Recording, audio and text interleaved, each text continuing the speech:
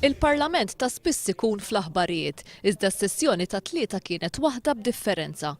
Il-Kunsill Nazzjonali taż-żagħżagħ organizza l-Parlament taż-żagħżagħ fejn żewġ gruppi ta' żagħżagħ iddiskutew it-temi ta' interess tas-soċjetà tagħna. L-ewwel grupp kien jinkludi żagħżagħ ta' bejn l-14 u 17-il sena u ddiskutew ir-rwol tal-media fis-soċjetà u dwar il-qasam tal-volontarjat. Huma tkellmu wkoll dwar il-bżonn li jitwal il-ħin tal-edukazzjoni fiżika fil-kurrikulu nazzjonali u anki dwar il-bejħ ta' frott u nsalati fit-tuck shops. Waqt din is-sessjoni tkellem il-kelliem ewlieni laburista għall-medja u x-xandir Gino Kawki li tkellem dwar l-importanza tal-medja fil-ħajja demokratika ta' kull pajjiż. Tkellem ukoll fuq ir-rwol u l-obbligi li għandu x-xandir tal-Istat u x'għandu x'josserva bħala xandir iffinanzjat mill-fondi pubbliċi. Tkellem ukoll id-deputat mexxej laburista l-affarijiet tal-Parlament Anġlu Farrugia li qal li jeżisti dover li l-politika ssir b'diskussjonijiet demokratiċi li jinvolvu liż-żgħażagħ. Anġlu Farrugia qal li bl-idejat ta' aktar minn vuċi waħda dejjem toħroġ politika aħjar. It-tieni sessjoni tal-Parlament taż-żagħżagħ rad grupp ta' żgħażagħ li l-età tagħhom tvarja bejn it-18 u 30 sena. Dawn iż-żgħażagħ iddiskutew is-saħħa sesswali, ir-riproduzzjoni umana, il-koabitazzjoni u ż-żwieġ bejn koppji tal-istess sess. Sar l-argument li s-sillabu skolastiku għandu jindika lill-għalliema kif għandhom jintroduċu suġġetti sensittivi fost l-istudenti.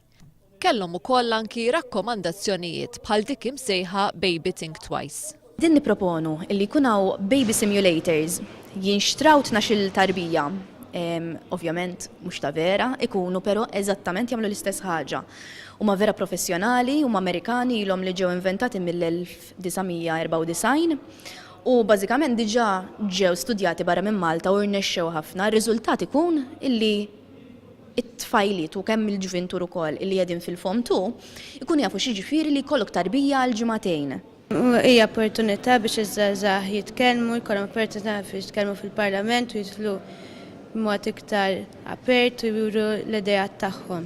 Il-proposti tagħna huma relevanti ħafna għax dawn qed nipproponuhom aħna mill-punto di vista tagħna bħala żgħażagħ. Ħafna drabi dawn l-affarijiet isiru minn nies kbar, mhux qed ngħid li aħna għandna ikollna xi dritt kbir, imma il-punto di vista tagħna jgħin ħafna biex huma jkollhom l-idejat ta' aħna x'naħsbu, aħna x'nixtiequ u kif nistgħu nħossuna aktar komdi fil-ħajja ta' kuljum. One tkellem ma' studenti oħra dwar l-importanza tal-Parlament taż-żgħażagħ. Kelliem ieħor fis-sessjonijiet ta' tlieta kien il-kelliem ewlieni laburista l-edukazzjoni ogħla u l-Università Owen Bonnici li qal li huwa ta' pjaċir li tara żgħażagħ impenjati politikament u żied li jammira s-sens ta' kuraġġ illi bih dawn iż-żgħażagħ jaffrontaw suġġetti sensittivi. Preżenti waqt il-Parlament taż-żgħażagħ kien hemm ukoll il-mexxej laburista Joseph Muscat li anki iltaqa' maż-żgħażagħ li ħadu sehem.